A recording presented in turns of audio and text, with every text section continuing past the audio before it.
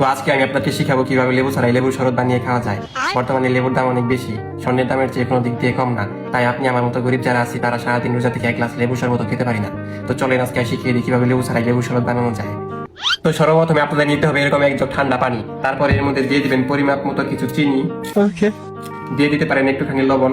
আবার আপনারা অনেক কি করেন, লেবুর দাম অনেক বেশি হওয়াতে এর মধ্যে ভিমবার মিশিয়ে লেবুর শরবত বানিয়ে খেয়ে ফেলেন, কারণ ভিমবারের মধ্যে রয়েছে 100 লেবুর শক্তি।